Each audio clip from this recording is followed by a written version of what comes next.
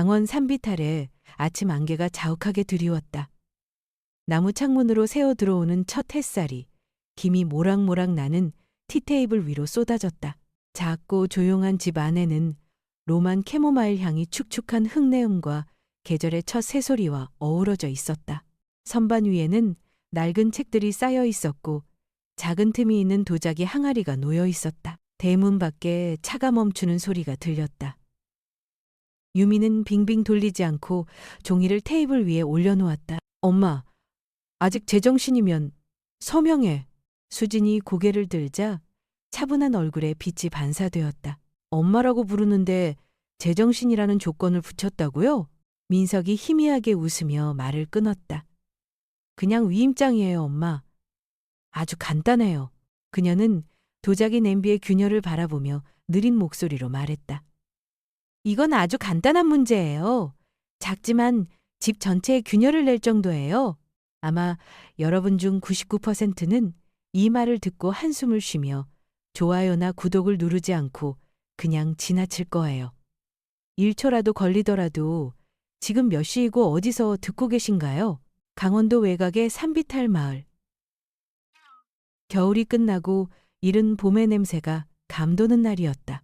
수지는 새벽마다 정원에 나와 흙을 고르고 오래된 화분에 동백 묘목을 심었다. 이제야 숨이 쉬어지네. 그녀는 혼잣말을 했다. 남편이 세상을 떠난 지 벌써 7년, 그리고 교직에서 은퇴한 지 2년째. 도시에서 떠나온 뒤로 그녀는 비로소 자신이 살아있다는 감각을 되찾았다. 창가에는 시집과 찻잔이 가지런히 놓여 있었다. 시인 김남조의 시 한 구절이 북마크로 꽂혀 있었다. 평화란 누가 들어오지 않는 침묵의 정원이다. 그녀는 그 문장을 좋아했다. 하지만 그날 그 침묵의 정원에 두 개의 발자국이 들어섰다. 낮 11시쯤 현관 앞에서 경적 소리가 울렸다. 엄마, 우리 왔어요. 유미의 목소리는 예전보다 한층 높고 낯선 도시의 억양이 섞여 있었다. 뒤따라 들어온 사위 민석은 롯데백화점 로고가 선명한 선물 바구니를 두 팔로 안고 있었다. 작은 선물이 있어요. 그는 말하며 묵직한 바구니를 소박한 원목 테이블 위에 올려놓았다. 사과, 수입과자, 와인, 샴푸 세트까지 어딘가 이 집의 공기와 맞지 않는 번쩍임이었다. 유미는 샤넬 가방을 휙 들며 어머니를 끌어안았다. 도자기 화분이 흔들리며 삐걱거렸다. 그 포옹은 공허했다. 마치 이웃에게 형식적인 인사를 건네는 사람처럼 눈빛엔 온기가 없었다. 엄마, 얼굴 좋아지셨네요. 혼자 계셔도 심심하지 않아요? 괜찮아. 조용해서 오히려 좋아. 수지는 웃었지만 그 미소는 문학교사가 학생의 문장을 평가할 때처럼 조심스러웠다. 그들은 정원이 보이는 창가에 앉았다. 햇빛이 커튼 사이로 스며들며 찻잔 위에서 미세하게 흔들렸다. 카모마일 차향이 은은했지만 대화의 공기는 점점 묘하게 변했다. 민석이 잔을 내려놓으며 말했다. 엄마, 이 집은 정말 조용해요.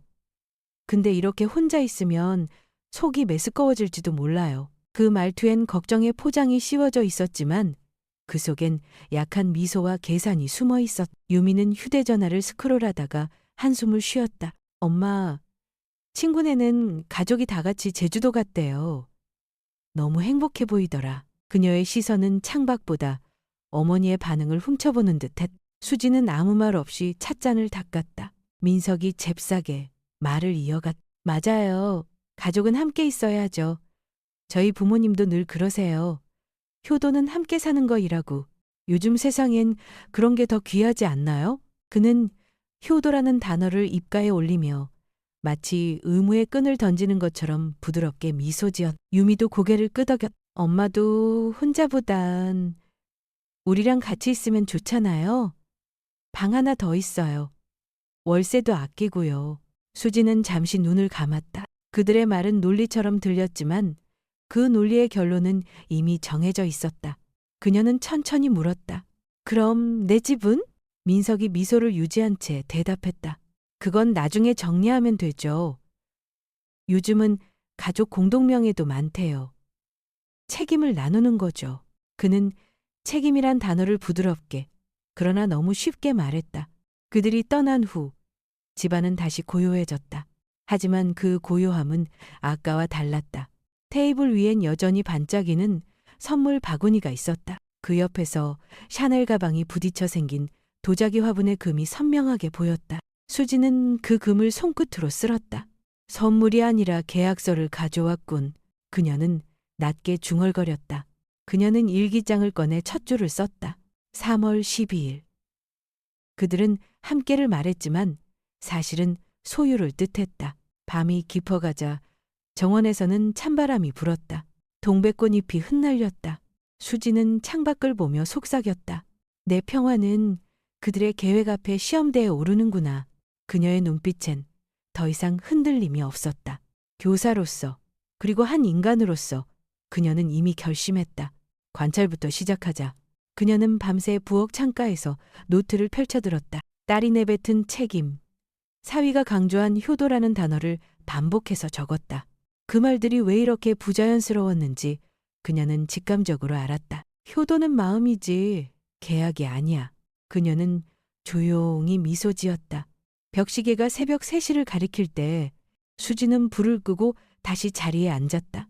바깥은 완전히 고요했다. 하지만 그 고요함 속엔 땅 밑에서 무언가 자라나는 소리가 있었다. 그건 의심이었고 동시에 시작이었다. 새벽 안개가 걷히고 강원도의 공기는 여전히 축축했다. 수지는 부엌 창문을 열어두고 차를 끓였다. 김이 피어오르는 주전자를 바라보며 생각했다. 평화는 당신과 종이 한 장 차이일지도 몰라.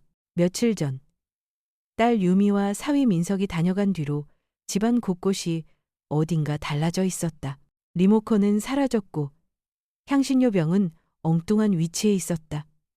처음엔 자신의 착각이라 여겼지만 이상한 일이 계속 반복됐다. 그날 오전 유미가 전화를 걸어왔다. 엄마, 또 리모컨 못 찾으셨다면서요? 요즘 좀 많이 깜빡하시죠? 그녀는 일부러 또라는 단어를 길게 끌었다. 수지는 차분히 웃으며 대답했다. 리모컨은 찾았단다. 그런데 말이야, 네 말투가 어쩐지 연습한 것 같구나. 엄마, 그런 말 하시면 섭섭하죠. 그냥 걱정돼서요. 그래, 걱정이 많으면 사람도 실수하지. 전화를 끊은 뒤 수지는 혼잣말을 했다. 그들은 내가 흔들리기를 원한다. 그리고 내가 흔들리지 않으면 흔들린 척이라도 하길. 며칠 뒤 유미는 청소 좀 도와드리겠다며 집에 들렀다. 수진이 정원에서 잡초를 뽑는 동안 유미는 부엌에서 움직였다. 쌀통이 열리고 금속 부딪히는 소리가 났다. 나중에 쌀을 꺼내려다 리모컨이 그 안에서 덜컥 굴러나왔다. 순간 수지는 그 자리에 멈춰섰다. 내가 이걸 여기에? 그녀는 손끝으로 리모컨을 들어올리며 중얼거렸다. 그러다 이내 고개를 들고 창문 밖을 바라봤다. 유미가 정원 쪽으로 고개를 내밀며 미소 짓고 있었다. 그 미소가 이상하게 낯설었다. 이틀 뒤 민석이 인삼을 들고 찾아왔. 어머니, 혼자 계시니까 걱정돼서요. 그의 말투는 매끄럽고 공손했지만 어딘가 준비된 연극 같았다. 걱정할 것 없어. 난 매일 정원에서 움직여. 그게 운동이지. 그래도 건강은 챙기셔야죠. 요즘 기억력 떨어지는 분들 많아요. 그는 웃으며 말했지만 눈빛은 그녀의 반응을 탐색하고 있었다. 이야기를 마치고 돌아가던 그는 문 앞에서 가방을 들다가 무언가를 떨어뜨렸다. 종이 한 장. 그는 못 본 척했다. 문이 닫히자마자 수지는 그것을 집어들었다. 서울대학교 병원 신경과 진료비, 영수증. 환자 이름은 반쯤 가려져 있었지만 진단명은 선명했다. 인지기능 장애 초기 의심. 손끝이 잠시 떨렸지만 곧 안정됐다. 그녀는 조용히 웃었다. 참 정교하네. 진단서까지 위조했나? 한동안 영수증을 바라보다 일기장을 꺼냈다. 그들은 나를 무너뜨리려 한다. 그러나 나는 배우가 아니라 감독이다. 그녀는 차를 다시 끓이며 생각했다. 딸아이가 아버지 생신도 기억 못하면서 내가 건망증이라는 걸 증명하려 드는군. 비극이 아니라 희극이야. 하지만 차가운 유머는 오래가지 않았다. 그녀는 가짜 영수증을 파일에 넣고 봉투를 봉했다. 그리고 속삭였다. 이제 이 연극은 끝이야. 선을 넘었어. 밤이 깊자 거실은 침묵으로 가득 찼다. 벽식의 초침이 또박또박 시간을 세는 소리만 들렸다. 그녀는 스스로에게 말했다. 지금 폭로하면 그들은 부인하겠지. 그리고 나를 미쳤다고 할 거야. 잠시 후 그녀는 일기장에 한 줄을 적었다. 문학의 시대는 끝났다. 이제 법의 시대다. 그녀는 천천히 고개를 들어 창밖을 바라봤다. 봄비가 유리창을 두드리고 있었다. 그 빗소리가 마치 누군가를 부르는 신호처럼 들렸다. 다음 날 아침 수진은 전화기를 들었다. 안녕하세요, 한 변호사. 저 수진이에요. 어머니 친구분. 목소리는 차분했지만 그 밑에는 결의가 깔려 있었다. 기술 전문가와 법률 자문이 필요해요. 가족이 관련된 일이라서요. 수화기 너머에서 짧은 정적이 흘렀다. 이모님, 혹시 녹음장치 설치가 필요하신가요? 네. 이번엔 증거부터 모을 겁니다. 그녀는 전화를 끊고 잔을 들었. 차는 여전히 따뜻했다. 하지만 마음은 더 이상 흔들리지 않았다. 그날 밤 그녀는 마지막으로 일기에 썼. 이제 나는 피해자가 아니다. 내 이야기를 쓸 시간이다. 바람이 다시 불고 창문이 살짝 흔들렸다. 그녀는 미소 지었다. 이제 그들의 심리전은 나의 기록으로 끝날 것이다. 강원도의 봄은 느리게 피었다. 산비탈에 남은 눈이 녹으며 진흙 냄새가 마당에 스며들었다. 수지는 부엌 창가에 앉아 김이 오르는 찻잔을 들었다. 며칠 전까지만 해도 평화롭던 이 집이 이제는 하나의 전쟁터가 되었다는 걸 그녀는 알고 있었다. 민석과 유미의 방문 이후 모든 것이 달라졌다. 리모컨은 쌀통에서 발견됐고 병원 진단서엔 인지기능 장애 의심이라는 문장이 찍혀 있었다. 그녀는 이제 확신했다. 이건 실수가 아니다. 나를 무너뜨리기 위한 연극이다. 그날 오후 한 변호사가 찾아왔다. 함께 온 젊은 기술자는 검은 가방을 들고 조심스레 문을 열었다. 이모님, 말씀드린 대로 장비 설치만 진행하겠습니다. 그래요. 전쟁엔 무기가 필요하지요. 수지는 웃었다. 그 웃음 속에는 두려움보다 냉정함이 짙게 깔려 있었다. 거실 벽시계 속에는 작은 렌즈가 숨겨졌고 디지털 사진 액자엔 초소형 카메라가 달렸다. 모든 장비는 그녀의 침실에 있는 태블릿과 연결되었다. 기술자가 마지막으로 화면을 점검했다. 이제 모든 대화가 자동으로 녹화됩니다. 음성 인식으로 파일이 저장되니까 따로 조작 안 하셔도 됩니다. 이제 나는 목격자가 아니라 기록자가 되는 거군요. 그녀는 천천히 태블릿을 쓸어내렸다. 밤이 되자 그녀는 전등을 끄고 혼잣말을 했다. 이제 무대는 완성됐어. 배우들이 등장할 차례야. 며칠 뒤 수지는 일부러 엉뚱한 행동을 시작했다. 이웃 김 여사가 마당을 지나가다 물었다. 선생님, 괜찮으세요? 요즘 자꾸 깜빡하신다던데. 수지는 천천히 고개를 들었다. 글쎄요. 오늘이 몇 월 며칠인지 모르겠네요. 김 여사님은 누구시더라? 그녀는 일부러 허공을 바라보며 웃었다. 그 웃음은 연약했지만 계산되어 있었다. 소문은 순식간에 퍼졌다. 수진 씨가 요즘 이상하대. 그 말이 민석과 유미의 귀에 닿는 데는 하루도 걸리지 않았다. 이틀 뒤 유미가 과일 바구니를 들고 들어왔다. 엄마, 이웃분이 엄마 걱정하시더라고요. 괜찮아요? 그래, 뭐 기억이 잘 안 나서. 근데 너 이름이 뭐였더라? 유미는 얼굴이 하얗게 질렸다. 엄마, 제 이름이요? 장난이죠? 아니야. 요즘은 다 잊어버려. 내가 왜 이렇게 됐을까? 그녀는 고개를 떨궜지만 속으로는 피식 웃었다. 좋아. 믿기 시작했어. 며칠 후 민석이 인삼을 들고 찾아왔다. 어머니, 이거 드시면 머리 좋아진대요. 그의 말투엔 조롱이 섞여 있었다. 그래? 그럼 네가 먼저 먹어볼래? 하하, 어머니 유머 감각은 여전하시네요. 그는 웃었지만 눈빛은 그녀의 반응을 세밀히 관찰하고 있었다. 민석은 둘러앉으며 주변을 슬쩍 살폈다. 그는 이 집의 모든 구조를 머릿속에 그려두는 듯했다. 혼자 계시니까 위험해요. 혹시 불이라도 나면 어떡하시려고요. 그러게, 요즘은 뭘 해도 정신이 없네. 그녀는 일부러 허공을 바라봤. 아, 그럼 다음에 와서 가스 차단기라도 달아드릴게요. 그래 줘. 그의 미소는 부드러웠지만 그 부드러움은 날이 서 있었다. 거실 한쪽의 카메라가 조용히 빛을 깜박였다. 그녀는 그 빛이 마치 자신의 눈처럼 느껴졌다. 그날 오후 수지는 낮잠을 자는 척했다. 커튼 사이로 햇빛이 들고 거실에서는 민석과 유미의 목소리가 흘러나왔다. 그들은 자신들이 관찰당하고 있다는 사실을 몰랐다. 계획이 잘 되고 있어요. 민석이 말했다. 엄마는 완전히 믿으셨어요. 이웃들도 이상하다고 하더라고요. 유미는 여전히 망설이는 듯 조심스럽게 물었다.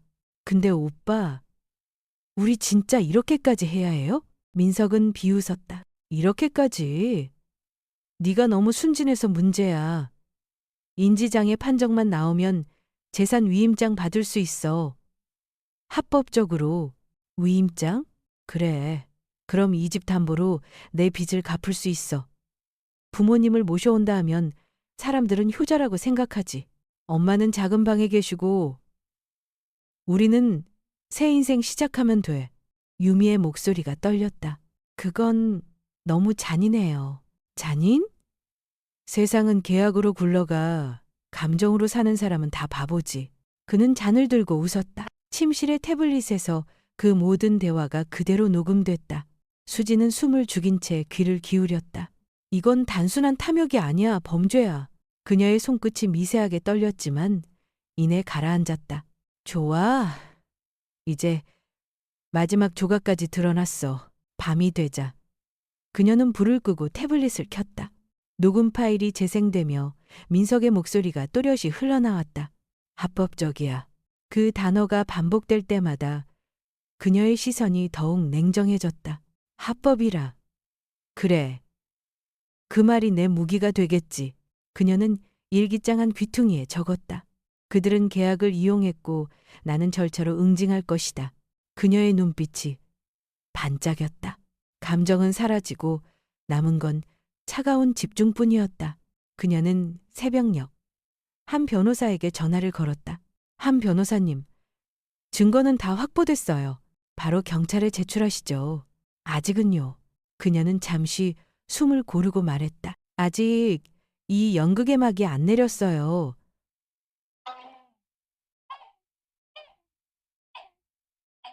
커튼콜이 남았죠. 커튼콜이요? 그래요. 배우들이 끝까지 연기하게 두어야 해요. 마지막 장면에서 스스로 무너질 때까지. 다음 주 민석이 전화를 걸었다. 어머니, 부모님을 모시기로 했어요.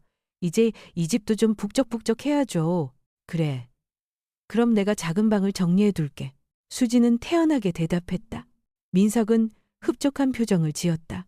전화를 끊자마자 그녀는 차를 끓였다. 찻잔 위로 김이 올라가며 벽시계의 렌즈가 조용히 반짝였다. 그녀는 속삭였다. 이제 그물은 완성됐어. 이제 배우들이 스스로 걸려들 차례야. 그날 밤 그녀는 부엌 창가에 앉아 마지막 일기를 썼다. 이건 복수가 아니다. 정의의 회복이다. 나의 집, 나의 이름, 나의 존엄, 그 모든 걸 되찾을 때까지. 그리고 펜을 내려놓았다. 창밖에서는 바람이 불고 커튼이 천천히 흔들렸다. 그 그림자가 벽을 타고 길게 늘어졌다. 그녀는 미소 지었다. 그 미소는 더 이상 상처 입은 노년의 것이 아니었다. 그건 완벽한 감독의 미소였다. 이제 남은 건 마지막 장면뿐이었다. 그날 밤 수지는 책상 위에 놓인 태블릿을 마지막으로 확인했다. 녹음 파일은 모두 정리되어 있었다. 날짜, 시간, 목소리, 문장 하나하나가 분명했다. 민석의 웃음, 유미의 망설임, 그리고 그들의 결론. 이 집을 담보로 내 빚을 갚을 수 있어. 그녀는 파일명에 조용히 이름을 붙였다. 그 단어만으로도 이상한 평온함이 밀려왔다. 복수라는 감정은 이미 식어 있었다. 대신 깔끔한 절차와 질서가 남았다. 정의는 감정이 아니라 서류로 완성된다. 그녀는 창문을 열었다. 밤하늘엔 달빛이 고요히 떠 있었다. 그 빛 아래에서 수지는 다시 연극의 마지막 장면을 구상했다. 다음 날 아침 수지는 전화를 걸었다. 휴대전화 화면에 유미라는 이름이 떴다. 벨이 3번 울리고 딸의 목소리가 들렸다. 엄마, 괜찮아요? 요즘 계속 혼자 계셔서 걱정돼요. 수지는 일부러 천천히 숨을 들이쉬었다. 목소리에 힘을 빼며 말했다. 유미야, 나 좀 생각해봤어. 네? 그동안 너무 버티려고만 했던 것 같아. 어쩌면 이제 놓을 때가 된 것 같아. 유미는 놀란 듯 숨을 멈췄다. 엄마, 무슨 말이에요? 시부모님이 오시겠다고 했지. 그래, 오셔도 돼. 집이 큰데 빈 방 하나는 써야지. 그리고 위임장 얘기했잖아. 전화기 너머에서 짧은 침묵이 흘렀다. 유미의 숨소리가 떨렸다. 엄마, 진심이에요? 그래. 나도 이젠 피곤해. 혼자 사는 것도 외롭고 돈 문제로 아이들이 고생하는 것도 마음이 아파. 이제 그냥 다 너희한테 맡기고 싶어. 그녀는 잠시 말을 멈추었다가 덧붙였다. 이번 주말에 다 같이 오렴. 시부모님도 모시고 변호사도 그날 부르지. 그녀는 마치 항복 선언을 하는 사람처럼 차분했다. 하지만 눈빛은 달랐다. 물고기가 미끼를 물었다. 이제 그물을 천천히 당기기만 하면 된다. 서울 강남의 고급 아파트. 민석은 통화를 마치자마자 휴대전화를 소파 위로 던졌다. 봐, 내가 말했잖아. 조금만 더 밀면 항복할 거라고. 그의 웃음이 거실을 울렸다. 유미는 여전히 마음이 놓이지 않았다. 그래도 엄마는 슬퍼 보여요.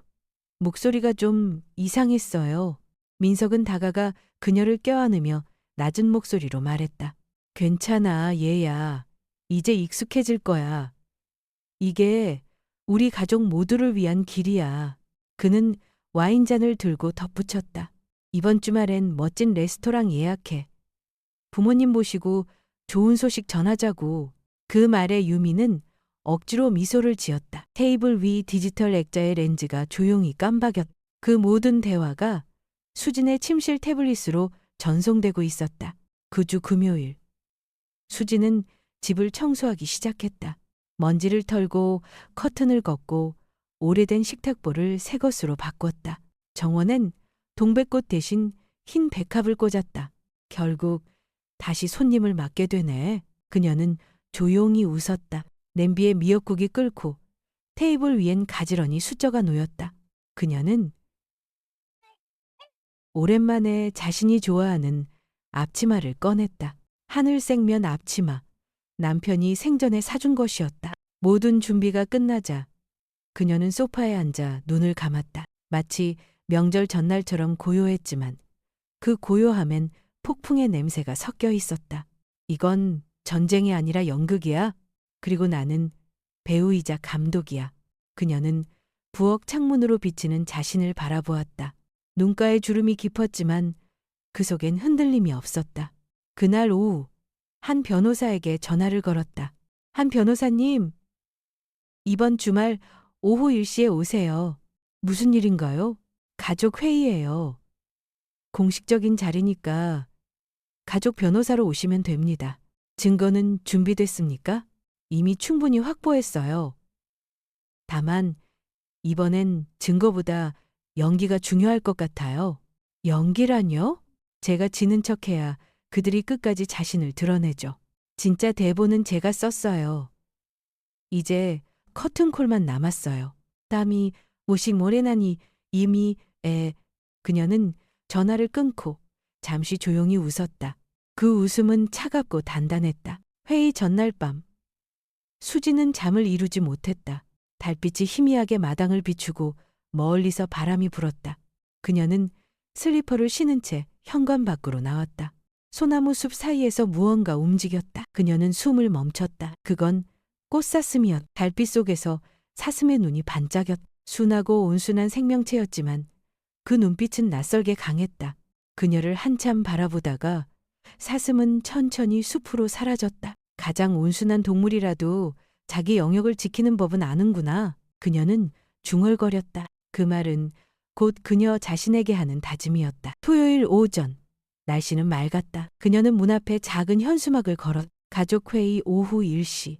시계가 12시를 넘자 차 한 대가 마당으로 들어왔다. 유미가 먼저 내렸고 그 뒤를 민석이 따랐다. 그리고 노부부 민석의 부모가 천천히 걸어왔다. 어머니, 이렇게 초대해 주셔서 감사합니다.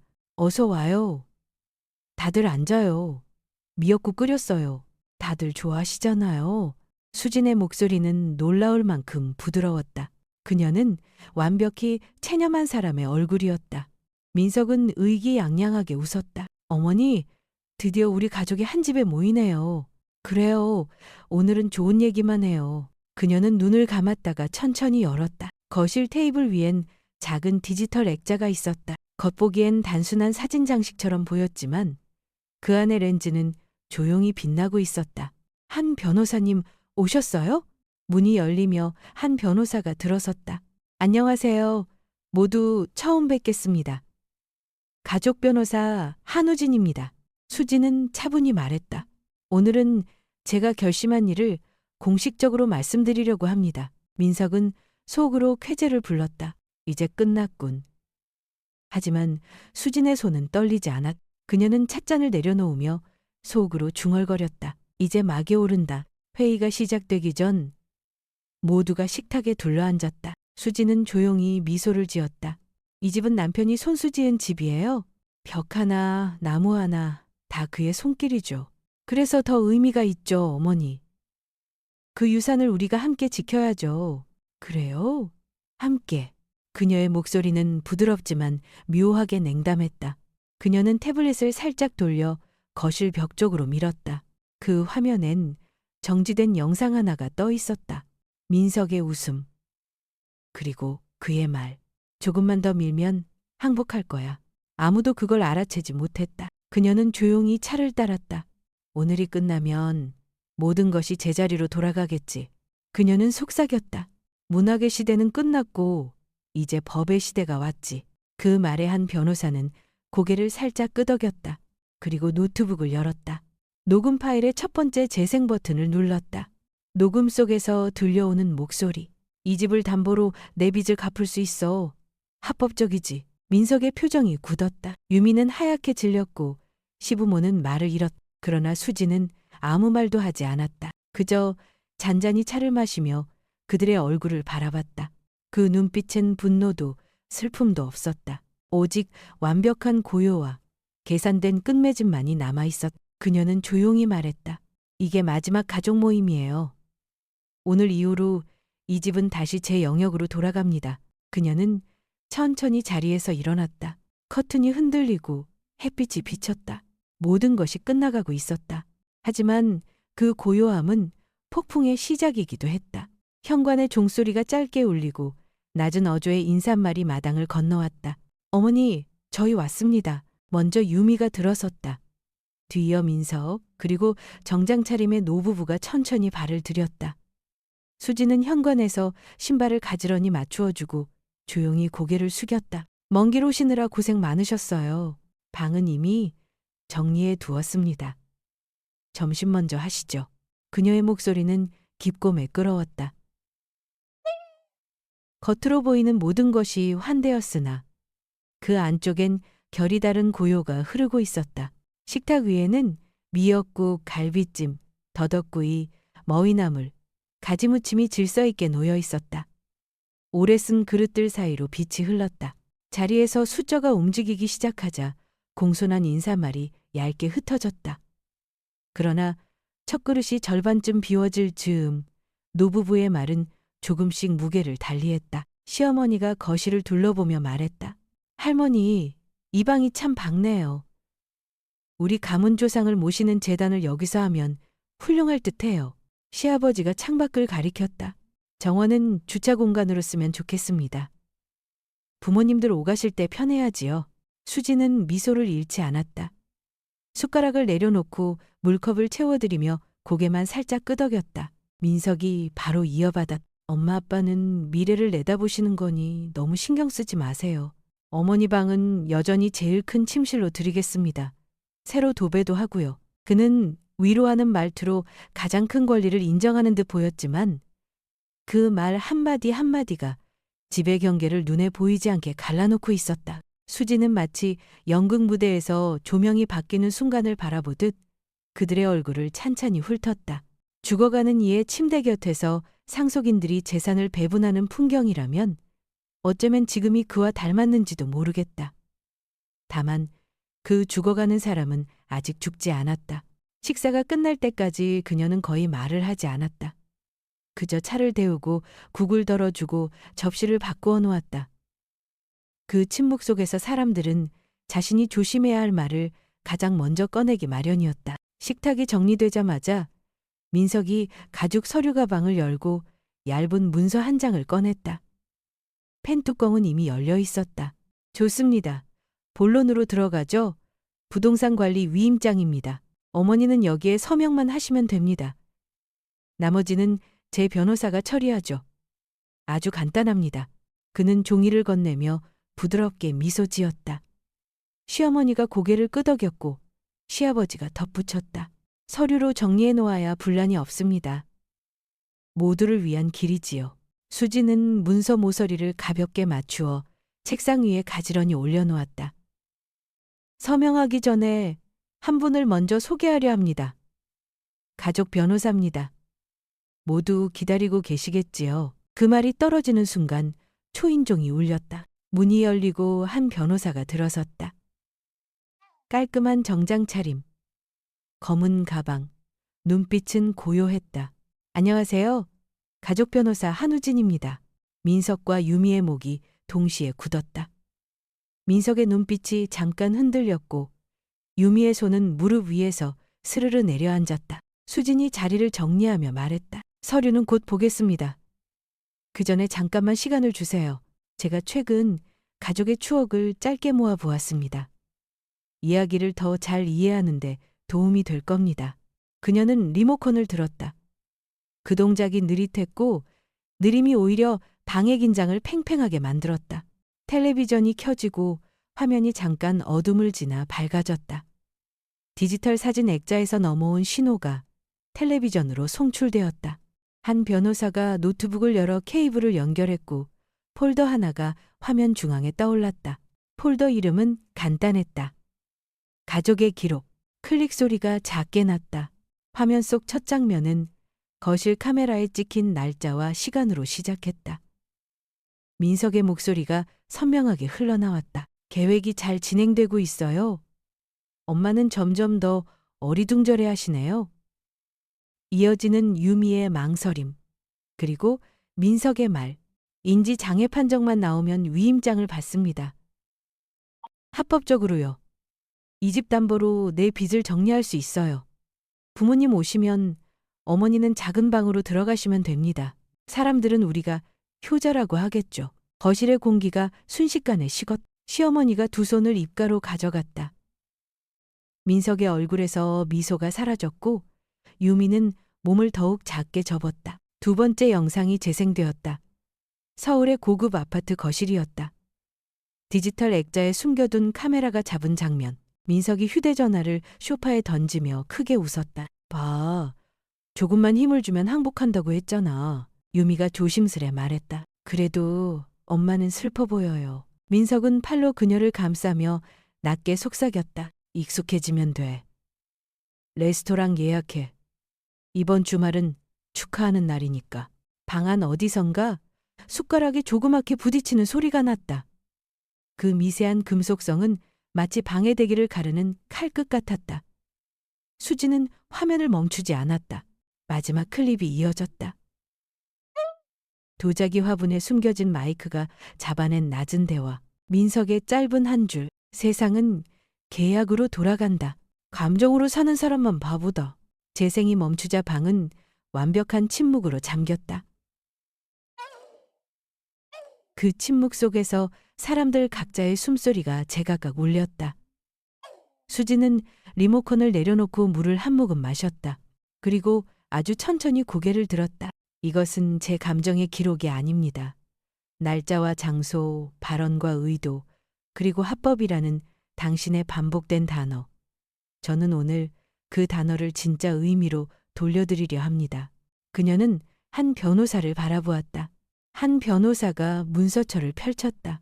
위임장에 앞서 이 자리의 사실관계를 명확히 하겠습니다.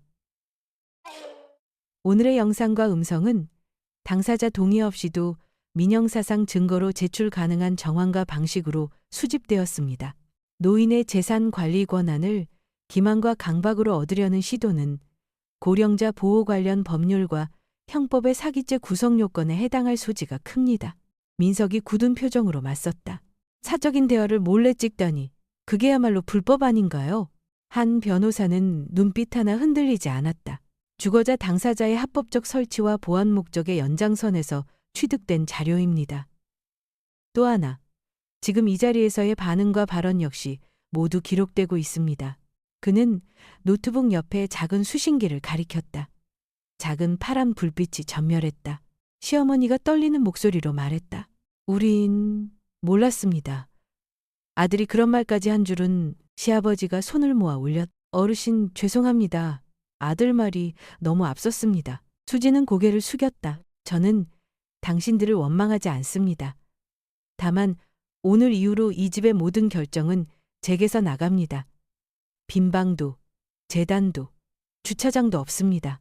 여긴 제 남편이 손수 지은 집이고 제 삶의 기록이 붙어 있는 벽입니다. 민석이 억지 웃음을 지어 보였다. 그럼 오해가 있었던 걸로 하고 서류는 잠깐 접어두죠. 나중에. 수진이 부드럽게 말을 잘랐다. 서류 이야기로 끝내지요.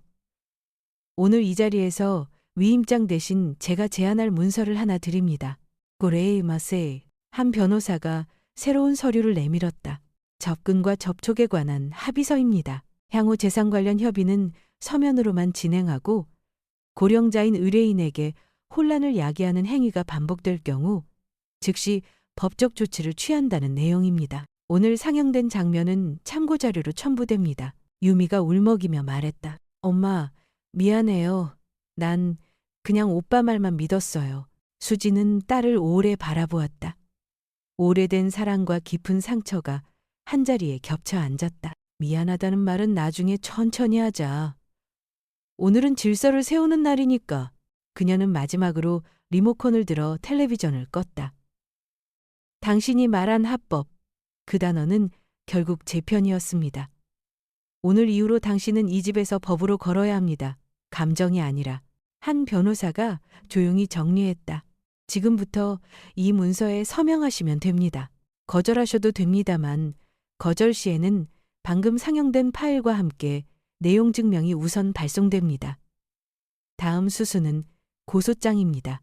펜이 천천히 돌았다.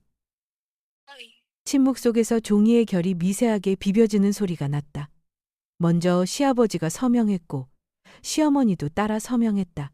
유미가 눈물을 훔치며 이름을 적었다. 마지막으로 민석이 펜을 쥐었다.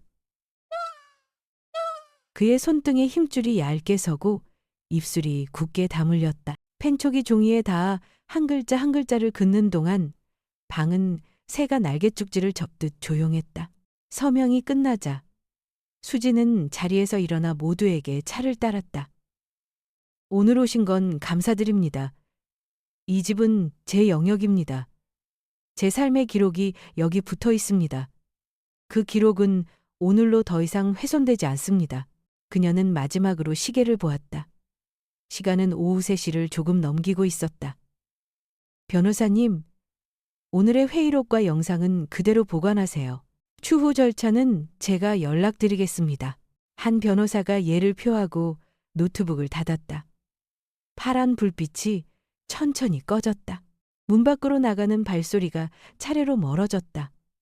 현관문이 닫히자 집안은 오래된 숨을 내쉬듯 고요해졌다. 수지는 식탁 위에 남은 그릇을 천천히 치웠다.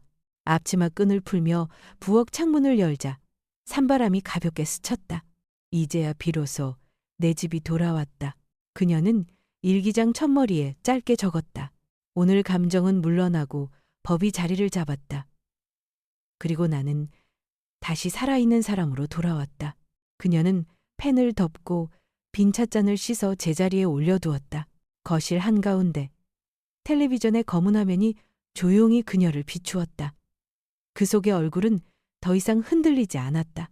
텔레비전 화면이 검게 켜지고 거실의 공기가 한 톨의 먼지까지 멈춘 듯 가라앉았다. 수지는 리모컨을 가볍게 눌렀다. 그 작은 딸깍 소리가 이 집의 새로운 장을 여는 계문강이 되었다. 첫 프레임은 날짜와 시간이 선명한 것일 전경이었다. 정갈한 소파, 창 아래 낮게 깔린 햇빛, 그리고 프레임 밖에서 들려오는 유미의 발소리. 화면이 줌인되며 부엌으로 이어졌다. 유리문 너머 유미가 조심스럽게 주변을 살핀다. 그리고 쌀 항아리 뚜껑이 열렸다. 리모컨이 미묘한 소리를 내며 그 속으로 미끄러졌다. 말 한마디 없다. 대신 그녀의 어깨가 아주 조금 내려앉는다. 화를 내지 못한 부끄러움인지 무언가를 해냈다는 안도인지 분간하기 어려운 그 미세한 움직임이 방 안의 모든 사람의 눈에 밝혔다. 누구도 말하지 않았다. 시어머니는 손등으로 입을 가렸고 시아버지는 천천히 허리를 곧게 세웠다. 유미는 의자 끝으로 몸이 밀려나가는 듯했다. 시선이 화면과 바닥 사이에서 갈피를 못 잡았다. 영상이 전환되며 현관 쪽에 고정된 렌즈가 나타났다. 문이 열리고 민석이 들어와 인사를 나눴다. 소리가 작아졌다. 그가 가방을 들고 일어서는 순간 흰 종이 한 장이 소파 옆으로 미끄러져 떨어졌다. 그는 고개를 숙이지 않는다. 오히려 턱을 반쯤 들고 말했다. 다음에 또 뵙겠습니다. 문이 닫히고 몇 초 뒤 수진의 손이 화면에 들어온다. 종이를 집어든다. 클로즈업. 서울대학교 병원 신경과 인지기능 장애 초기 의심. 재생되는 고요가 오히려 굉음을 냈다. 방 안의 모두가 그 한 줄의 활자에 못을 밝힌 듯 움직이지 못했다. 세 번째 클립은 거실 전면에서 포착된 오디오였다. 소리는 명료했고 말은 잔인할 만큼 또렷했다. 민석의 목소리. 판정만 나오면 위임장을 받습니다. 합법적이에요. 이 집 담보로 제 빚을 정리할 수 있어요. 부모님 모시면 어머니는 작은 방으로 들어가시면 됩니다. 사람들은 우리가 효자라고 하겠죠? 짧은 침묵 뒤 유미의 약한 목소리. 그건 너무 잔인? 민석의 웃음. 세상은 계약으로 돌아가. 감정으로 사는 사람만 바보지. 재생이 멈추자 거실은 비명보다 더 큰 침묵에 휩싸였다. 먼저 시어머니의 시선이 흔들렸다. 민석아, 그게 너 입에서 나온 말이니? 시아버지는 한동안 말이 없었다. 종이컵을 쥔 손마디만 하얗게 질려 있었다. 민석이 벌떡 일어섰다. 의자가 뒤로 밀리며 삐걱 소리를 내었다. 그는 화면을 그리고 수진을 번갈아 가리켰다. 당신이 우리를 함정에 빠뜨렸어. 사생활 침해야. 이런 짓은 범죄라고. 그의 목소리는 떨렸고 떨림은 금세 흥분으로 치달았다. 교활한 늙은이. 거친 단어가 바닥에 떨어지듯 튀었다. 수지는 흔들리지 않았다. 물잔을 내려놓고 조용히 말했다. 민석아, 난 내 집에서 있었던 일을 기록했을 뿐이야. 그는 유미 쪽으로 몸을 돌렸다. 네가 제대로 했어야지. 조심하라고 했잖아. 계획이 망가졌잖아. 이제 누가 그 빚을 갚아? 누가? 프로스테이티마. 가도데이. 그 순간 공중에 매달려 있던 단어 하나가 무게를 얻어 떨어졌다. 빚. 시어머니의 얼굴이 창백해졌다. 무슨 빚? 유미가 의자에서 더 작아졌다. 두 손이 무릎 위에서 서로를 붙잡고 떨었다. 민석은 이미 브레이크가 부서진 사람 같았다. 어차피 언젠간 알 거였어. 투자야. 누구나 아는 시장이 잠깐 흔들렸을 뿐이야. 그래서 기회가 필요했다고. 집 한 채 담보면 충분했어. 모두 잘 살 수 있었다고. 그의 말은 변명이었고 동시에 자백이었. 그는 스스로 못질을 했다. 관 위, 자신의 이름 옆에 한 변호사는 지금까지 침묵했다. 그가 노트북 덮개에 손을 얹고 아주 차분하게 입을 열었다. 최민석 씨.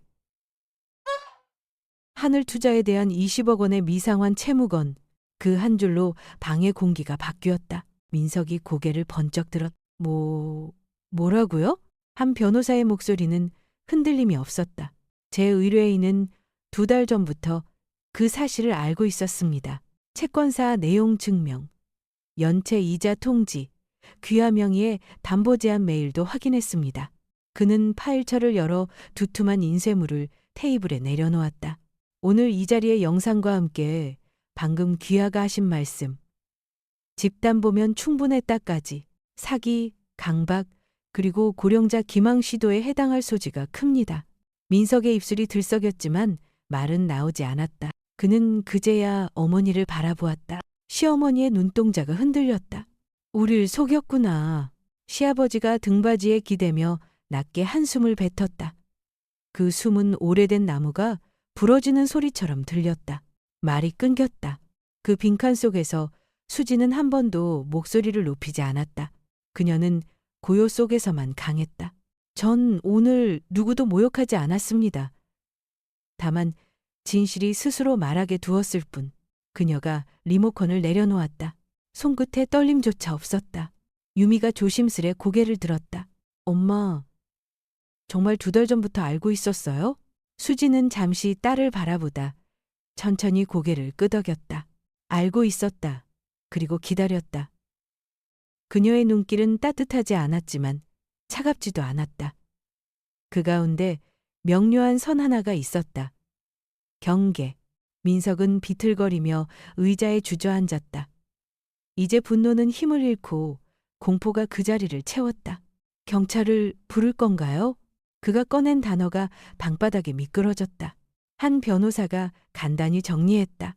지금은 고지와 경고의 단계입니다.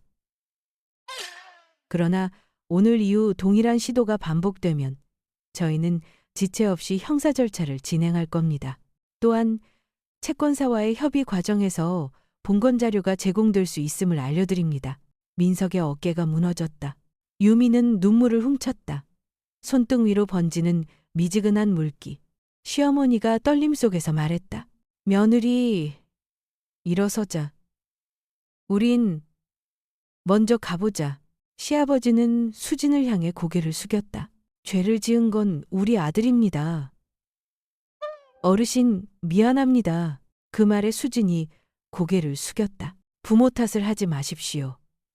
오늘은 기록이 제자리를 찾는 날일 뿐입니다. 노부부가 조심스레 현관으로 향했다. 유미가 마지막으로 돌아보았다.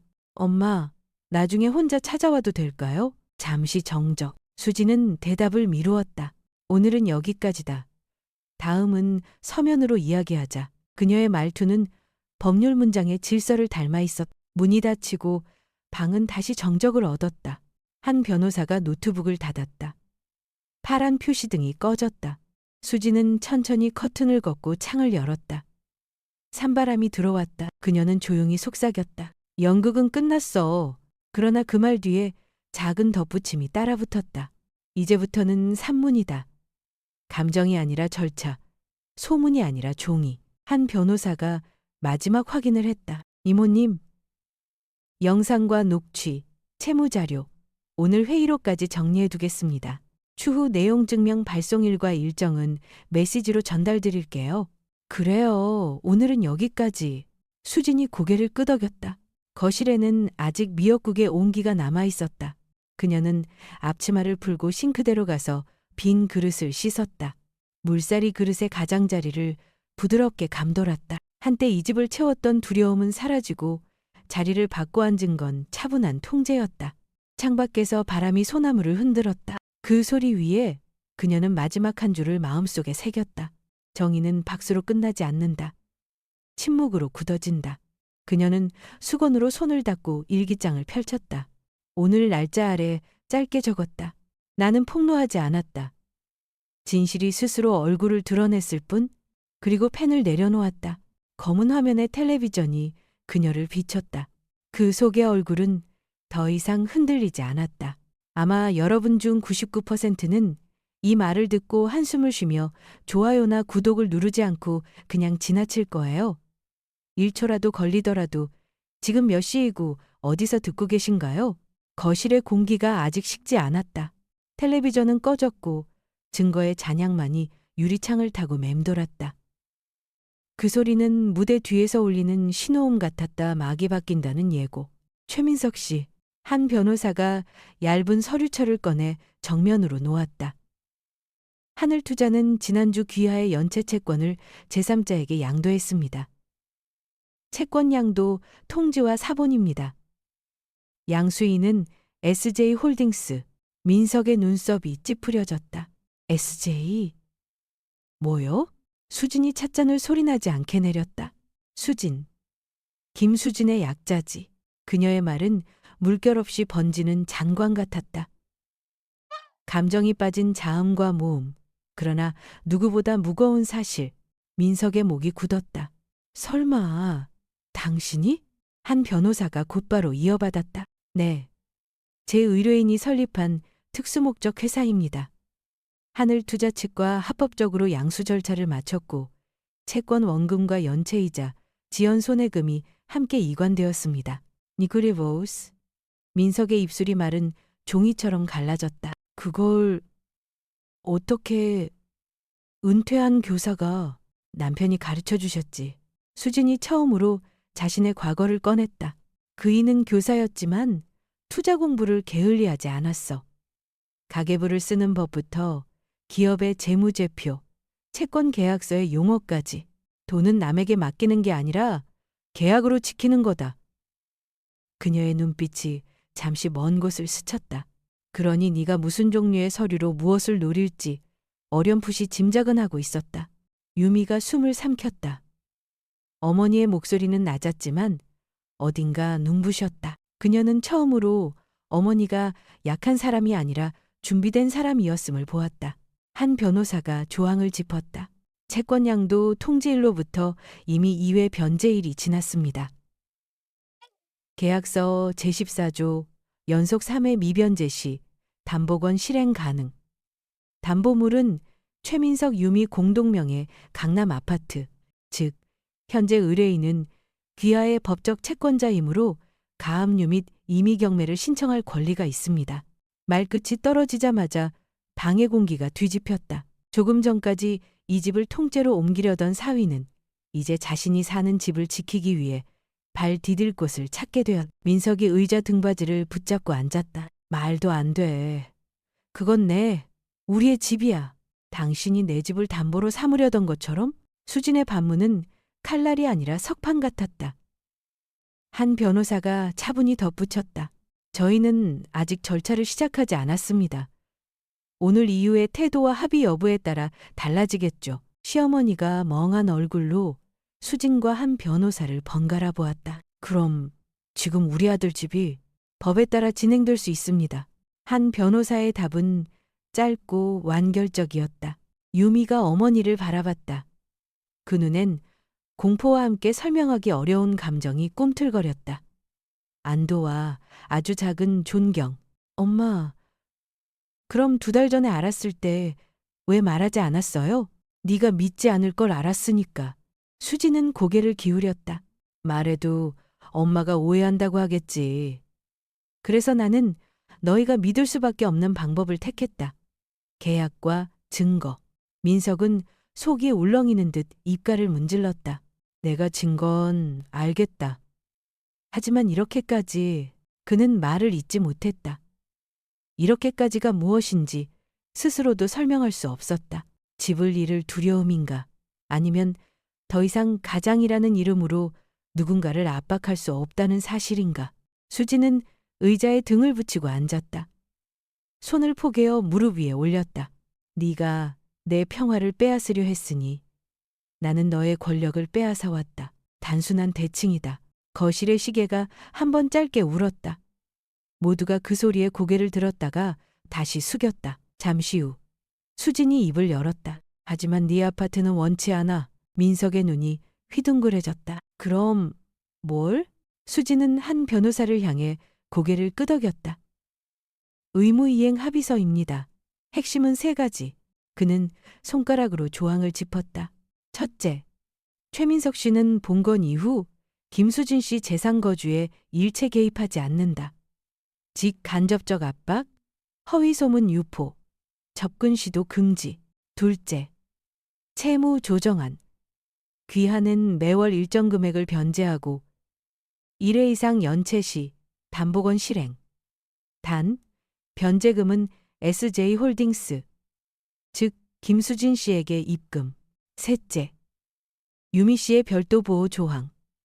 향후 부부간 채무 담보 설정 시 공동 서명 의무화. 위반 시 해당 문서는 무효. 민석이 씁쓸하게 웃었다. 결국 내 채권자를 장모님으로 바꾸라는 말이군요. 수지는 고개를 저었다. 이미 바뀌었다.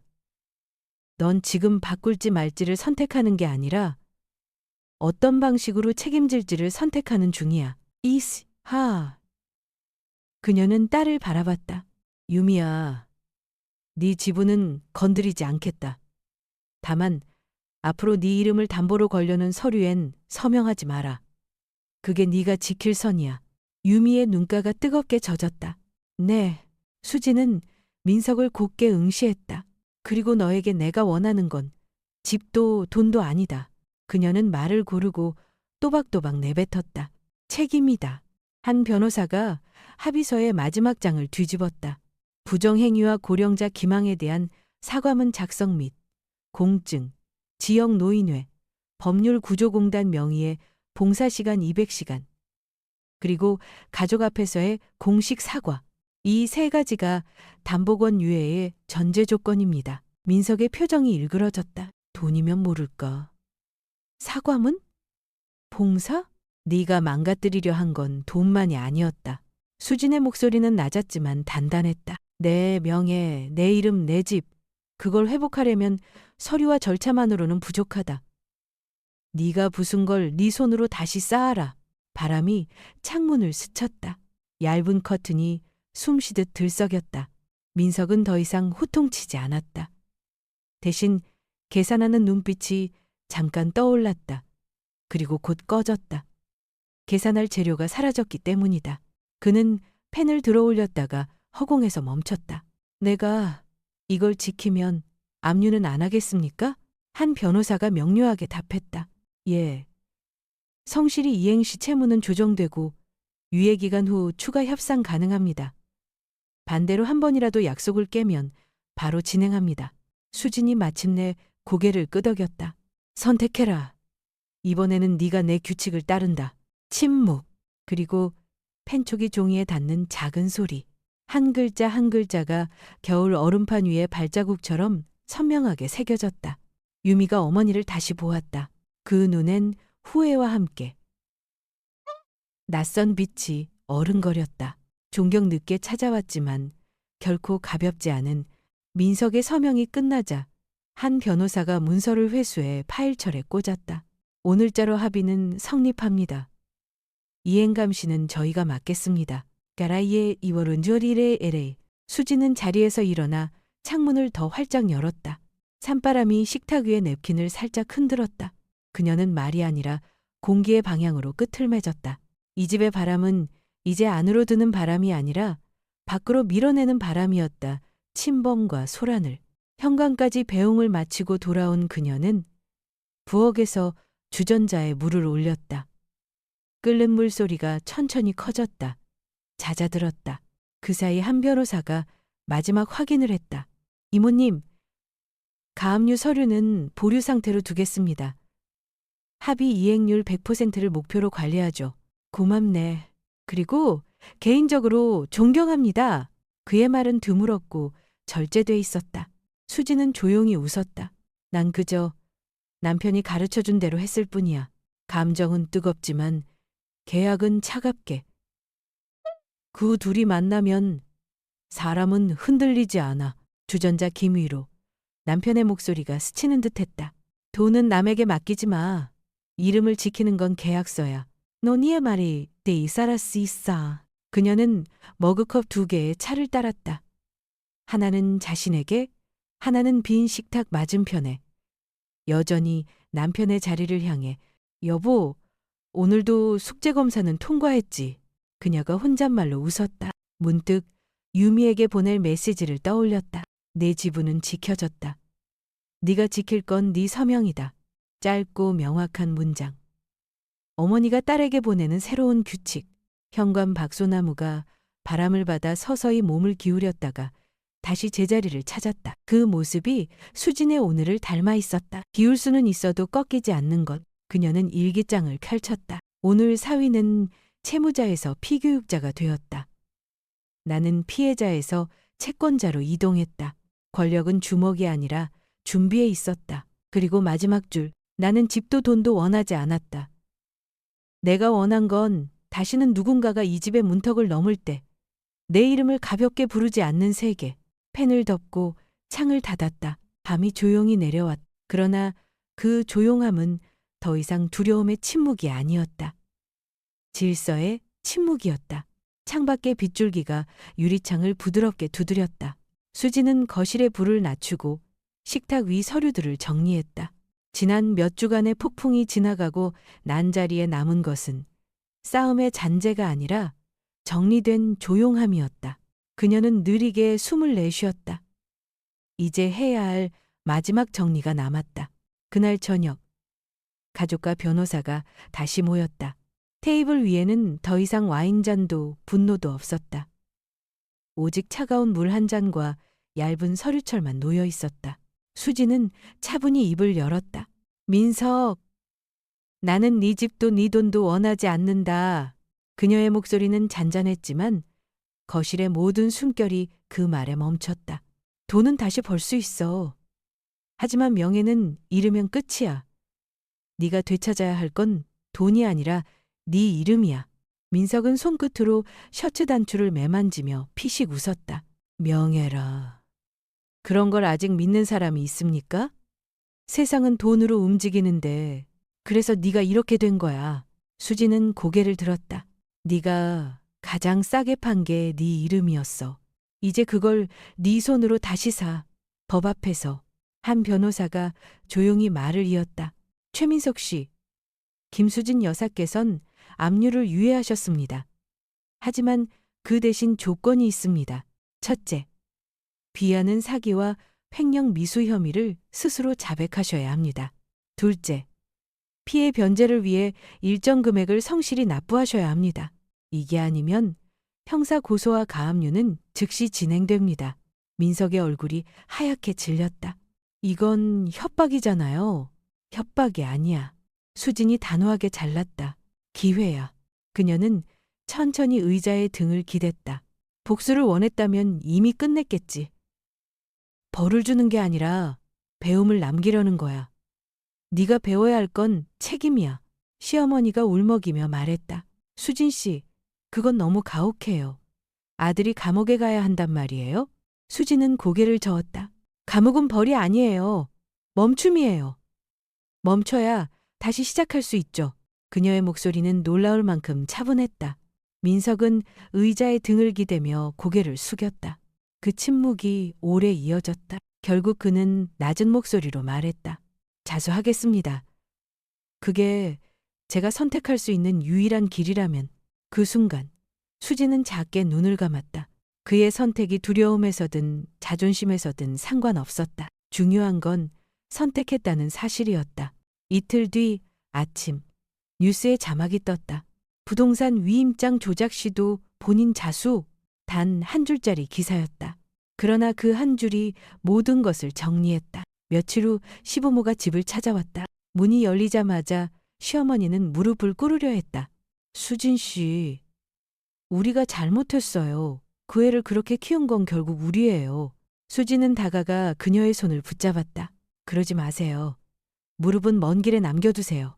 그녀는 부드럽게 일으켜 세웠다. 벌을 주려는 게 아니에요. 바로잡으려는 거예요. 시아버지가 낮게 물었다.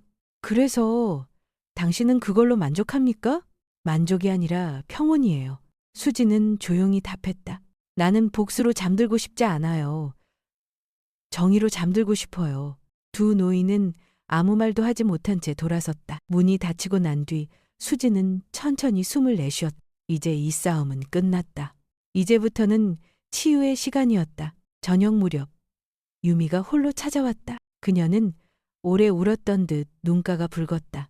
엄마, 그 사람 경찰에 갔어요. 기자들도 왔고 나도 거기 있었어요. 수지는 말없이 차를 내왔다. 그래, 잘했다. 잘했다니요? 유미의 목소리가 떨렸다. 엄마, 그 사람은 내 남편이에요. 나랑 같이 살던 사람이에요. 감옥에 가게 두고도 괜찮아요? 수지는 조용히 딸을 바라보았다. 괜찮지 않지. 하지만 오라. 유미는 고개를 떨궜다. 엄마, 나도 잘 모르겠어요. 그 사람을 미워해야 할지, 불쌍히 여겨야 할지. 수지는 한참을 침묵하다가 말했다. 감정은 선택이 아니야. 하지만 행동은 선택이지. 지금 네가 해야 할 건 감정을 정리하는 게 아니라 책임을 정하는 거야. 유미가 고개를 들었다. 책임이요? 그래. 네 결혼을 지키든 끝내든 결정은 네가 해야 해. 엄마는 대신 싸워줄 수 없어. 그건 네 인생이니까. 유미의 눈물이 떨어졌다. 엄마, 나 무서울 것 같아요. 무서워도 해. 두려움이 너를 망치지 않게 하려면 그 두려움 안에서 움직여야 해. 수지는 부드럽게 딸의 손등을 덮었다. 난 평생 교사였어. 가르친다는 건 대신 풀어주는 게 아니야. 아이에게 스스로 풀 힘을 키워주는 거야. 이제 그걸 네가 할 차례야. 유미는 고개를 끄덕였다. 그녀의 눈빛엔 혼란 대신 결심이 스며들고 있었다. 며칠 후, 한 변호사에게서 전화가 왔다. 김 여사님, 자수서가 접수되었습니다. 형량은 감경될 가능성이 높습니다. 민석 씨는 수감 전 보호관찰을 신청했어요. 법원은 가족 내 반성 과정으로 인정할 것 같습니다. 그게 최선이에요. 수지는 조용히 답했다. 이 일은 감옥보다 사회가 기억해야 해요. 법보다 사람의 눈이 오래 남으니까요. 전화를 끄는 그녀는 잠시 눈을 감았. 라디오에서 베토벤 피아노 곡이 흘러나왔다. 그 선율은 마치 오래된 상처를 봉합하듯 부드럽고 단단했다. 그날 저녁 유미가 다시 집을 찾아왔다. 이번엔 표정이 달랐다. 엄마, 나 상담받기로 했어요. 그리고 민석이랑은 별거 하기로 했어요. 수지는 놀라지 않았다. 오히려 잔잔히 웃었다. 그래, 네가 네 인생을 선택했구나. 네, 이제 엄마 탓도 누구 탓도 안 할래요. 내가 고른 사람이고 내 선택이니까. 그게 어른이 되는 첫걸음이야. 수지는 조용히 고개를 끄덕였다. 사람은 누구나 넘어질 수 있어. 하지만 다시 일어서는 건 용기야. 그 용기를 가진 사람은 실패하지 않아. 유미가 눈물을 훔쳤다. 엄마, 나 어릴 때 그 말 들은 적 있어요. 사람은 넘어져야 보는 게 있다고. 그게 이 말이었네요? 수지는 미소 지었다. 그래. 그때 넌 이해 못했겠지만 이제 알잖아. 세상은 넘어지지 않으면 배울 수 없는 일로 가득해. 그녀는 잠시 창밖을 바라봤다. 비는 그쳤고 노을이 창문을 물들였다. 잔잔한 붉은빛이 집안을 채웠다. 유미는 어머니의 손을 꼭 잡았다. 엄마, 고마워요. 고맙긴. 나도 네 덕에 다시 배웠어. 뭘요? 사람은 끝났다고 생각할 때 누군가를 믿어줄 힘이 남아있으면 아직 끝이 아니란 걸. 그녀의 눈동자는 따뜻하게 흔들렸다. 그 속에는 분노도 슬픔도 오직 평온만 남아있었다. 그날 밤. 수지는 일기장을 꺼냈다. 오늘 사위는 자수했고 딸은 선택했다. 나는 법이 아닌 마음으로 정의를 세웠다. 그녀는 펜을 멈추고 잠시 창문을 열었다. 바람이 잔잔하게 커튼을 흔들었다. 그 바람 속엔 오래된 이름 하나가 스쳐갔다. 남편. 여보, 당신이 가르쳐준 대로 했어요. 감정은 뜨겁게. 판단은 차갑게. 그 두 가지를 잃지 않으면 흔들리지 않는다 했죠. 그녀는 눈을 감고 미소 지었다. 이제야 진짜 끝이구나. 며칠 후 한 통의 편지가 도착했다. 보내는 이는 최민석이었다. 장모님, 처음엔 분노했고 나중엔 부끄러웠습니다. 감옥보다 더 무서운 건 제 아내의 눈이었습니다. 그 눈에서 처음으로 제 모습을 봤습니다. 죄송합니다. 그리고 수지는 편지를 다 읽고 촛불을 하나 켰. 그 불빛 아래서 그녀는 한 줄을 조용히 써내려갔다. 용서는 타인을 위해 하는 게 아니다. 나 자신을 자유롭게 하기 위해 하는 것이다. 에리크레시. 그리고 펜을 내려놓았다. 창문 너머 봄비가 다시 내리기 시작했다. 이번엔 추위가 아닌 새싹을 깨우는 소리였다. 시간은 모든 것을 덮는 듯하지만 진짜 상처는 덮이지 않는다. 그저 모양을 바꿔 남는다. 6개월 후에 그 집은 조용했지만 그 고요 속에는 각자의 책임이 자리 잡고 있었다. 초여름의 법정은 이상할 만큼 서늘했다. 민석은 피고인석에 서 있었다. 양복은 여전히 비쌌지만 그 안에 사람은 달라져 있었다. 자신감 대신 피로, 허세 대신 침묵이 자리 잡고 있었다. 판사는 짧게 판결문을 읽었다. 피고 최민석에게 징역 1년 6개월, 집행유예 2년을 선고합니다. 피고는 혐의를 인정하고 피해자와의 합의가 이뤄졌습니다. 그 말이 끝나는 순간 법정의 공기가 정지했다. 누군가는 안도했고 누군가는 실망했다. 그러나 민석은 아무 감정도 보이지 않았다. 그는 마치 자신이 아닌 누군가의 재판을 구경하는 사람 같았다. 방청석 뒤쪽, 세 번째 줄, 유미가 앉아 있었다. 그녀는 법정의 벽시계를 보고 있었다. 초침이 움직일 때마다 지난 세월의 얇은 막이 하나씩 벗겨지는 듯했다. 그녀의 손가락은 떨리지 않았다. 결정의 시간이 다가왔다는 걸 알고 있었다. 그녀는 판결이 끝나자 자리에서 일어나 조용히 나왔다. 수지는 법정에 오지 않았다. 딸의 선택을 믿고 있었기 때문이다. 유미는 법정 계단을 내려오며 한숨을 내쉬었다. 하늘이 너무 맑았다. 그래, 이제 그만. 그녀는 속으로 중얼거렸다. 이제 내 인생은 나의 책임이야. 판결 사흘 후 유미는 민석을 찾아갔다. 작은 구치소 옆에 면회실, 투명한 유리벽 사이에 두 사람이 마주 앉았다. 유미야. 민석이 입을 열었다. 목소리는 낮았고 불안정했다. 나 이제 진짜 달라졌어. 무섭더라. 내가 만든 이 일들 내가 다 감당해야 한다는 게. 유미는 잠시 그를 바라보다 가방에서 봉투를 꺼냈다. 이혼 서류예요. 민석의 얼굴이 일그러졌다. 이젠 나한테 기회조차 안 주는 거야? 기회는 줬어요. 너무 많이. 그녀의 목소리는 단호했지만 차갑지 않았다. 난 다시 내 자신을 찾아야 해요. 누구의 아내가 아니라 그냥 유미로 살고 싶어요. 민석은 두 손으로 얼굴을 감쌌다. 그래, 그럴 자격은 있지. 그의 어깨가 천천히 내려앉았다. 유미야, 마지막으로 하나만 묻자. 그가 고개를 들었다. 엄마, 지금도 날 미워하나? 유미는 잠시 침묵하다가 말했다. 엄마는 당신을 미워하지 않아요. 그분은 증오보다 강한 걸 알고 있거든요. 그걸 책임이라고 불러요. 민석은 눈을 감았. 그 말은 고백처럼 들렸다. 면회 시간이 끝나고 유리문이 닫혔다. 유미는 돌아서며 혼잣말로 중얼거렸다. 이제 나도 내 몫을 살아야 해. 그로부터 2달 뒤, 유미는 양재동의 오래된 오피스텔로 이사했다. 좁고 낡았지만 처음으로 내 방이라는 말을 할 수 있었다. 그녀는 스스로 보증금을 모았고 계약서에 직접 서명했다. 새로운 열쇠를 받아들던 순간 눈물이 핑 돌았다. 이제 진짜 내 인생이구나. 그녀는 작은 광고 대행사에 취직했다. 아침마다 출근 버스에 몸을 싣고 커피 한 잔으로 하루를 시작했다. 퇴근 후엔 심리 상담소에 들렀다. 상담사는 말했다. 유미 씨, 아직도 그 사람을 원망하세요? 유미는 고개를 저었다. 이젠 아니에요. 원망할 에너지가 아깝거든요. 그녀는 미소 지었다. 지금은 그냥 나를 돌보는 데 쓰고 싶어요. 주말이면 재활용장을 다녀오고 분식집에서 김밥 한 줄을 사들고 집으로 돌아왔다. 그 평범한 일상이 오히려 위로였다. 밤이면 외로움이 찾아왔다. 하지만 예전처럼 두렵지 않았다. 이제 그 외로움은 공백이 아니라 공간이었다. 비워둬야 새로운 것이 들어올 수 있다는 걸 그녀는 처음으로 깨달았다. 그녀는 창가에 조그만 스탠드를 켜고 일기를 썼다. 오늘 나를 위해 김밥을 샀다. 예전 같으면 죄책감이 들었겠지만 지금은 괜찮다. 나한테 쓰는 돈도 필요하다는 걸 배웠다.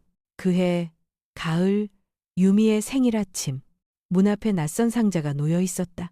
포장지는 소박했지만 정갈했다. 상자 안에는 하얀 난초 한 화분, 카드도 쪽지도 없었다. 유미는 한눈에 알았다. 엄마였다. 그녀는 난초를 창가에 두었다. 햇살이 들어오는 자리, 새벽의 공기와 만나는 곳, 손끝으로 잎을 쓰다듬으며 미소 지었다. 고마워요, 엄마. 그 순간 문득 어린 시절이 떠올랐다. 학교에서 혼나 울고 돌아왔을 때 엄마가 말없이 작은 난초에 물을 주며 했던 말. 식물은 매일 같은 자리에 있어도 조금씩 달라져. 사람도 그래야 해. 그때는 이해하지 못했지만 이제는 그 의미가 마음에 스며들었다. 그날 오후 수지는 마을 도서관에서 책을 정리하고 있었다. 휴대폰이 짧게 진동했다. 택배 문자. 배송 완료. 싱꼬르레. 그녀는 천천히 미소 지었다. 창밖에는 낙엽이 흩날렸다.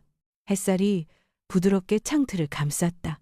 이제 그 아이가 난초를 받았겠구나. 그녀는 생각했다. 유미는 말하지 않아도 나에게 닮았구나. 책장 사이에서 한 권의 오래된 수필집이 눈에 띄었다. 표지에는 이런 문장이 적혀 있었다. 사랑은 붙잡는 게 아니라 놓아줄 수 있을 만큼 단단한 것이다. 수지는 그 문장을 손끝으로 천천히 따라 읽었다. 그리고 속으로 말했다. 그래, 이제 진짜 놓아줄 때야. 그녀는 알고 있었다. 유미가 작은 광고회사에서 일한다는 것도, 혼자 원룸을 꾸미고 있다는 것도, 그건 딸이 말해줘서가 아니라 다시 믿는 법을 배웠기 때문이었다. 그날 저녁, 수지는 집으로 돌아와 남편의 오래된 시계를 꺼냈다. 초침이 여전히 움직이고 있었다. 여보, 우리 딸이 이제 스스로 걷기 시작했어요. 그녀는 시계에 대고 속삭였다. 저녁 뉴스에서는 짧은 리포트가 나왔다. 최민석 사회봉사 명령 이행 중 청소년 대상 재정교육 프로그램 참여. 수지는 TV를 끄고 창문을 열었다. 가을바람이 커튼을 스쳤다. 그 바람엔 슬픔이 아니라 평화가 섞여 있었다. 그녀는 작은 일기장에 한 줄을 적었다. 사람은 결국 자기 길로 흩어진다. 그러나 서로가 남긴 발자국은 오래 지워지지 않는다. 그녀는 펜을 내려놓았다. 창밖. 교차로의 신호등이 붉게 빛났다. 수많은 차들이 서로 다른 방향으로 흘러가고 있었다. 누구도 멈추지 않았지만 모두가 질서를 지키고 있었다. 그래, 이제 우리도 그래야지. 수지는 미소 지었다. 이제 그녀의 사랑은 간섭이 아니라 거리로 완성되었다. 그 거리는 멀지만 온전했다. 그날 밤 유미는 난초 앞에 앉아 조용히 한 통의 편지를 썼다. 엄마, 나 잘 지내요. 오늘은 혼자 케이크를 먹었어요. 그런데 이상하게도 외롭지 않았어요. 엄마가 나한테 남겨준 건 힘든 기억이 아니라 살아남는 방법이었어요. 그녀는 편지를 봉투에 넣지 않았다. 그냥 창가에 올려두었다. 바람이 살짝 불어 종이가 흔들렸다. 그 모습이 마치 대답 같았다. 그래, 잘했어. 이제 넌 네 길로 가는 거야. 아마 여러분 중 99%는 이 말을 듣고 한숨을 쉬며 좋아요나 구독을 누르지 않고 그냥 지나칠 거예요. 1초라도 걸리더라도 지금 몇 시이고 어디서 듣고 계신가요? 좋습니다. 아래는 완성형 19공형 약 2영단어 버전입니다. 김순옥식 감정 구조를 따르되 기존보다 서정서사, 심리묘사, 세대 공명감을 풍부하게 확장했습니다. 이 결말은 복수가 아닌 정의가 지나간 자리에 피어나는 사랑의 회복을 주제로 50세 이상 독자층이 느낄 수 있는 품격 있는 평화, 조용한 감정의 정점으로 설계했습니다. 세상에는 시간이 흘러도 쉽게 지워지지 않는 냄새가 기억의 냄새, 흙의 냄새, 그리고 사람의 냄새. 그 세 가지가 함께 섞일 때 비로소 진짜 집이라는 공간이 완성된다. 그날 유미는 오랜만에 그 집을 향했다. 아버지가 떠난 지 꼭 1년째 되는 날이었다. 그녀는 이른 새벽부터 부엌에서 작은 화분을 챙겼다. 라벤더 한 폭이 직접 키운 첫 식물이었다. 이 향이라면 엄마가 좋아하겠지? 그녀는 혼잣말을 하며 차에 올랐다. 도로 위엔 아직 안개가 남아 있었고 봄 햇살이 천천히 차창을 비췄다. 손끝으로 핸들을 쥐며 그녀는 마음속으로 몇 번이나 말을 연습했다. 엄마, 잘 지내셨어요? 이제야 돌아왔어요. 죄송해요. 그리고 고마워요. 하지만 그 어떤 문장도 자연스럽게 느껴지지 않았다. 어쩌면 용서는 말로 하는 게 아니기 때문이었다. 골목길은 변한 듯 변하지 않았다. 새로 생긴 카페 간판이 눈에 띄었지만 집 앞 담벼락의 근간 흔적은 그대로였다. 유미는 차를 세우고 잠시 시동을 끈 채 창밖을 바라봤다. 담장 너머로 보이는 매화가지가 흔들렸다. 그 바람 끝에 어머니의 목소리가 들린 듯했다. 왔구나. 정원 한가운데 수지는 모자를 눌러쓰고 잡초를 뽑고 있었다. 햇살이 그녀의 어깨를 감싸며 회색 머리칼 위로 은빛을 비쳤다. 유미는 조용히 차에서 내려 조수석의 화분을 두 손으로 들었다. 라벤더 잎사귀가 바람에 흔들렸다. 엄마, 그 한마디에 수진이 고개를 들었다. 그리고 아무 말도 하지 않은 채 웃었다. 짧은 미소였지만 그 안에는 모든 계절이 들어있었다. 길 막히진 않았니? 조금요. 그래도 생각보다 금방 왔어요. 그래, 봄이라 그랬겠지. 그 말 끝에 둘은 잠시 눈을 마주쳤다. 오랜 침묵이 흘렀다. 하지만 이상하게도 그 침묵이 불편하지 않았다. 그건 어색함이 아니라 다시 이어지기 전에 숨 고르기였다. 수지는 장갑을 벗고 말했다. 거실로 들어가자. 커피라도 한 잔. 유미가 고개를 저었다. 괜찮아요. 먼저 이거 심고 싶어요. 그녀는 라벤더 화분을 내밀었다. 제가 키운 거예요. 수진이 손바닥으로 잎을 살짝 쓸었다. 향이 참 좋네. 어디서 구했니? 아니에요. 구한 게 아니라 키웠어요. 그래? 네 손으로? 네. 매일 물 주면서요. 냄새 맡으면 마음이 조금 나아졌어요. 수지는 잠시 눈을 감았다. 그럼 저기 동백 옆에 심자. 거긴 햇살이 오래 머무는 자리야. 두 사람은 말없이 흙을 고르기 시작했다. 유미의 손톱 사이로 흙이 스며들어 손끝이 까칠하게 변했지만 그 촉감이 이상하게도 따뜻했다. 손이 많이 변했네. 이제 제 손으로 살아야 하니까요. 그래야 진짜 어른이지. 그 말에 유미는 고개를 들었다. 어머니의 눈빛이 부드럽게 흔들리고 있었. 그 눈빛 속에는 수많은 말들이 숨어 있었. 용서, 미안함, 자랑스러움. 그러나 그 어떤 말보다 깊은 것은 안도였다. 둘은 한참을 흙을 다듬었다. 라벤더 뿌리가 땅에 닿을 때마다 마치 오래된 관계의 매듭이 하나씩 풀리는 듯했다. 점심을 마친 뒤 유미는 창고로 향했다. 삽을 더 찾으려던 찰나 선반 위에 낡은 나무 상자를 건드렸다. 탁소리와 함께 상자가 떨어졌다. 뚜껑이 벌어지고 노랗게 빛바랜 종이 한 장이 바닥에 흘러나왔다. 그녀는 무심코 주워들었. 금세 공점 영수증. 날짜는 20년 전.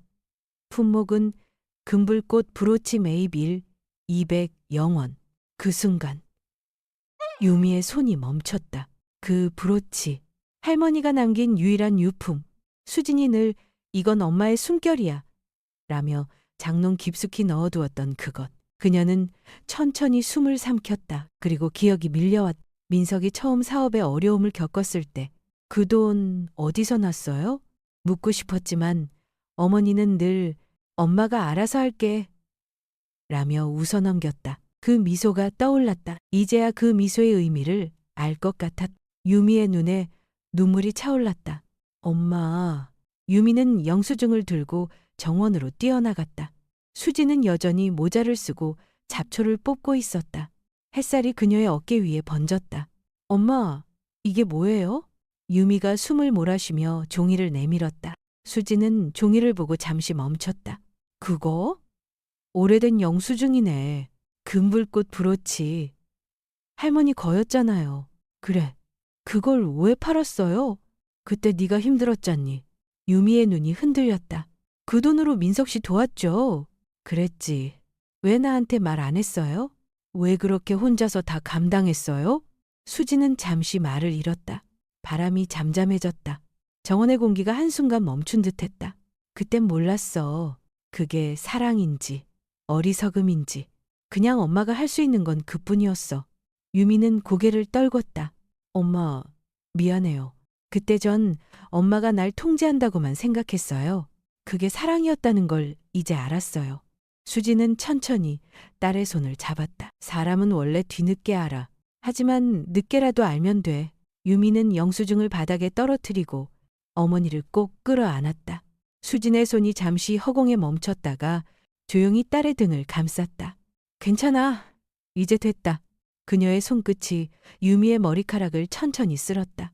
그 동작 하나하나가 마치 오래된 기도를 완성하는 듯했다. 그 포옹에는 사과도 변명도 약속도 없었다. 그저 모든 상처가 제자리를 찾는 순간의 온도만이 있었다. 유미는 울었다. 하지만 이번엔 슬픔이 아니라 안도였다. 오랜 세월이 한꺼번에 녹아내리듯 가슴속에서 무언가가 풀어졌다. 엄마, 응.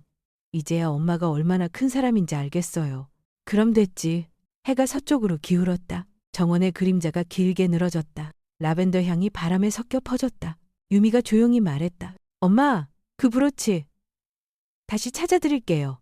똑같은 건 아니더라도 꼭 비슷한 걸로. 수지는 미소 지었다. 괜찮아. 내 가장 소중한 유산은 지금 내 옆에 있잖니?